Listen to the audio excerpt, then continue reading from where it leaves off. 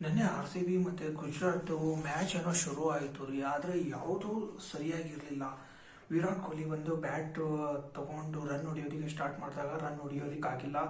ಒಂದು 4-5 ಫೋರ್ ಏನೋ ಹೊಡೆದ, 28 ರನ್ ಏನೋ ಹೊಡೆದ. ಅದು ಬಿಟ್ಟರೆ ದೇವದರ್ ಪಡಿಕ್ಕಲ್ದು 40 ರನ್ ಬಂತು.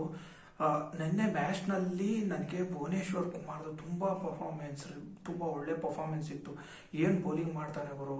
ಬ್ಯಾಟಿಂಗಲ್ಲೂ ಕೂಡ ಒಂದೆರಡು ಫೋರ್ ಹೊಡೆದ. ಅಂದರೆ ಒಂದು 15 ರನ್ ಲಾಸ್ಟ್ ಮೂಮೆಂಟಲ್ಲಿ ಹೊಡೆದ. ಇನ್ನು ನಿನ್ನೆ ಮ್ಯಾಚಲ್ಲಿ ಪಿಚ್ ಬಂದು ಸಿಕ್ಕಾಪಟ್ಟೆ ಟರ್ನ್ ಆಗಿತ್ತು. ನನಗೆ ನಿನ್ನೆ ಮ್ಯಾಚು ಪ್ರಿವ್ಯೂ ಮಾಡುವಾಗಲೇ ಹೇಳಿದ್ದೆ, ಅಂದರೆ ಬೆಳಗ್ಗೆ ಪ್ರಿಡಿಕ್ಷನ್ ಮಾಡಿಬಿಟ್ಟು ಹೇಳಿದ್ದೆ, ಇವತ್ತು ಆರ್ ಸಿ ಬಿನವರ ಬ್ಯಾಟಿಂಗ್ನ ಯಾರ ಕೈಯಿಂದಲೂ ನಿಲ್ಲಿಸೋದಕ್ಕಾಗೋದಿಲ್ಲ. ಬೈ ಚಾನ್ಸ್ ಪಿಚ್ ಏನಾದ್ರು ಟರ್ನ್ ಆಗಿದ್ರೆ, ಅಂದರೆ ಅದು ಬೌಲಿಂಗ್ ಸಪೋರ್ಟಿವ್ ಏನಾದ್ರು ಆಗಿದ್ರೆ, ಇವರು ಟಾಸ್ ಸೋತು ಮೊದಲು ಬ್ಯಾಟಿಂಗ್ ಬಂದರೆ ಇವತ್ತಿನ ಮ್ಯಾಚ್ ಇವ್ರಿಗೆ ಸ್ವಲ್ಪ ಚಾಲೆಂಜಿಂಗ್ ಜಾಸ್ತಿನೇ ತೊಂದರೆ ಕೊಡುತ್ತೆ ಅಂತ ನಾನು ಮೊದಲೇ ಪ್ರಿಡಿಕ್ಷನ್ ಮಾಡಿದ್ದೆ. ಆದರೆ ಅದೇ ಥರನೇ ಆಗೋಯ್ತು. ನಿನ್ನೆ ಮ್ಯಾಚಲ್ಲಿ ಆರ್ ಸಿ ಬಿನವ್ರಿಗೆ ಸರಿಗೆ ಬ್ಯಾಟಿಂಗ್ ಕೂಡ ಮಾಡಲಿಕ್ಕಾಗಿಲ್ಲ. ಬೌಲಿಂಗಲ್ಲಿ ಇಬ್ಬರು ತುಂಬ ಚೆನ್ನಾಗಿ ಮೆಂಚಿದ್ರು. ಒಬ್ಬ ರೊಮೊರಿಯೋ ಶೆಫರ್ಡ್ 2 ವಿಕೆಟ್ ತಗೊಂಡ, ಭುವನೇಶ್ವರ್ ಕುಮಾರ್ 3 ವಿಕೆಟ್ ತಗೊಂಡ. ಅದರಲ್ಲೂ ನಿನ್ನೆ ಮ್ಯಾಚಲ್ಲಿ ಈ ಜಾಸ್ ಬಟ್ಲರ್ ಬ್ಯಾಟಿಂಗ್ ನೋಡಿ ಶಾಕ್ ಆಯಿತು. ಏನು ಹೊಡಿತಾನೆ ಗುರು. ಆದರೆ ಜಾಸ್ ಬಟ್ಲರ್ದು ಭುವನೇಶ್ವರ್ ವಿಕೆಟ್ ಬಂದು ತುಂಬ ಅದ್ಭುತವಾಗಿ ತಗೊಂಡ. ಯಾಕೆ ಅಂದರೆ ಜಾಸ್ ಬಟ್ಲರ್ದು ಒಂದು ಸ್ಟ್ರೆಂತ್ ಇದೆ. ಏನು ಗೊತ್ತಾ, ಅದನ್ನ ವಿಕೆಟ್ಗೆ ಕರೆಕ್ಟಾಗಿ ಹಾಕಿದ್ರೆ ಆತ ಬ್ಯಾಟ್ನ ತೊಗೊಂಡ್ಬಿಟ್ಟು ಎಡಗಡೆಗೆ ತುಂಬ ಈಸಿಯಾಗಿ ಫುಲ್ ಮಾಡಿ ಫೋರ್ ಹೊಡಿತಾ ಇದ್ದ. ಆಮೇಲೆ ಕೆಲವೊಂದು ಡೀಪಾಗಿ ಸ್ಟ್ರೈಟಾಗಿ ಒಂದು 6 ಕೂಡ ಹೊಡಿತಾ ಇದ್ದ. ಆದರೆ ನಿನ್ನೆ ಭುವಿ ಏನು ಮಾಡ್ದ, ಅದೇ ಜಾಗದಲ್ಲಿ ಯಾರ್ಕರ್ ಹಾಕ್ಬಿಟ್ಟು ತುಂಬ ಚೆನ್ನಾಗಿ ಆ ಒಂದು ಜಾಸ್ ಬಟ್ಲರ್ದು ವಿಕೆಟ್ ತಗೊಂಡ.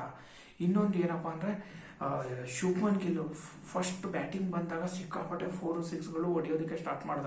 ಅಂದರೆ ಜಾಸ್ ಹಜಲ್ವುಡ್ ಬಾಲ್ಗಳಿಗೆ ಆತ ಹೊಡೆದಂಥ 3-4 ಫೋರ್, 1-2 6ಗಳು ಇದಾವಲ್ವ, ಅದು ಆರ್ ಸಿ ಬಿಗೆ ಸಿಕ್ಕಾಪಟ್ಟೆ ಡ್ಯಾಮೇಜ್ ಮಾಡ್ಬಿಡ್ತು. ಭುವನೇಶ್ವರ್ ಕುಮಾರ್ ಶುಭ್ಮನ್ ಗಿಲ್ದು ವಿಕೆಟ್ ತಗೊಂಡಾಗ ಅಗ್ರೆಸಿವ್ ಆಗಿ ವಿರಾಟ್ ಕೊಹ್ಲಿ ರಿಯಾಕ್ಷನ್ ಕೊಟ್ಟಿದ್ದು ನೋಡಿದ್ರ.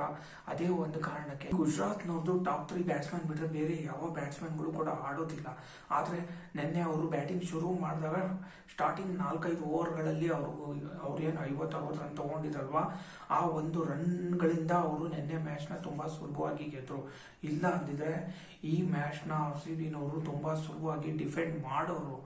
ಆದರೆ ನಿನ್ನೆ ಆ ಒಂದು ಪಿಚ್ಚು ಆರ್ ಸಿ ಬಿ ಟೀಮ್ನವ್ರಿಗೆ ಸರಿಯಾಗಿ ಕೈ ಕೊಟ್ಟಿದೆ.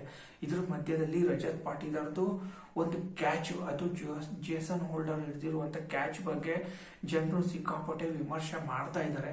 ಯಾಕೆಂದರೆ ಕ್ಯಾಚ್ ಹಿಡಿದ್ಮೇಲೆ ಆತ ಬಾಲ್ ನೆಲದ ಮೇಲೆ ತಳ್ತಾ ಇದ್ದ. ನಂಗೆ ಅನ್ನಿಸ್ತಾ ಇತ್ತು ಆ ಒಂದು ಔಟ್ ಮೇಲೆ ಆರ್ ಸಿ ಬಿನವರು ಸೋತಿದ್ದು ಅಂತ. ಯಾಕೆ ಅಂದರೆ ನಿನ್ನೆ ಮ್ಯಾಚಲ್ಲಿ ರಜತ್ ಪಾಟೀದಾರ್ ಕ್ರೀಸ್ನಲ್ಲಿ ಇದ್ದಿದ್ರೆ ಕಡಿಮೆ ಅಂದ್ರೂ ಒಂದು 50 ರನ್ ಹೊಡಿತಾ ಇದ್ದ. ಒಂದು ಒಳ್ಳೆ ಪಾರ್ಟ್ನರ್ಶಿಪ್ ಆಗೋದು ಮಿನಿಮಮ್ 200ಇಂದ 220ವರೆಗೂ ಟೋಟಲ್ ಹೋಗೋದು. ಅದು ಮಿಸ್ ಆಯಿತು, ಹಂಗಾಗಿ ನಾವು ಸೋತಿದ್ದೀವಿ. ಆದರೂ ಕೂಡ ಪರವಾಗಿಲ್ಲ.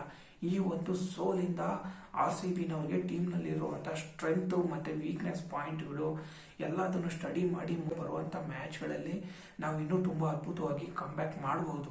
ಮುಂದೆ ಬರುವಂಥ ಮ್ಯಾಚ್ಗಳಲ್ಲಿ ಆರ್ ಸಿ ಬಿನವರು ಬೌಲಿಂಗ್ ಮೇಲೆ ಕಾನ್ಸಂಟ್ರೇಟ್ ಮಾಡ್ತಾರ, ಬ್ಯಾಟಿಂಗ್ ಮೇಲೆ ಕಾನ್ಸಂಟ್ರೇಟ್ ಮಾಡ್ತಾರೆ. ಆದರೆ ನಿನ್ನೆ ನಡೆದಂಥ ಮ್ಯಾಚ್ ನೋಡಿದ್ಮೇಲೆ ನನ್ಗೆ ಅನ್ಸುತ್ತೆ ಜಿತೇಶ್ ಶರ್ಮಾದು ಈ ಸೀಸನ್ನಲ್ಲಿ ಯಾವುದೂ ಅದ್ಭುತವಾದ ಪರ್ಫಾರ್ಮೆನ್ಸ್ ಬಂದಿಲ್ಲ. ಶರ್ಮಾ ಬದಲು ವೆಂಕಟೇಶ್ ಅಯ್ಯರ್ನ ಆಡಿಸೋದು ಒಳ್ಳೇದು. ಆದರೆ ನಾನು ನಿನ್ನೆ ಮ್ಯಾಚ್ ಶುರು ಆಗೋಕ್ಕಿಂತ ಮೊದಲು ಪ್ರಿಡಿಕ್ಷನ್ ಮಾಡಿದಾಗ ನಾನು ಹೇಳಿದೆ, ಇವತ್ತಿನ ಮ್ಯಾಚಲ್ಲಿ ಜಾಕೋಬ್ ಡಫಿನ ಆಡಿಸಿದ್ರೆ ತುಂಬ ಚೆನ್ನಾಗಿರುತ್ತೆ ಅಂತ. ಇನ್ನೊಬ್ಬ ಹೊಸ ಬೌಲರ್ದು ಅವಶ್ಯಕತೆ ತುಂಬ ಇತ್ತು.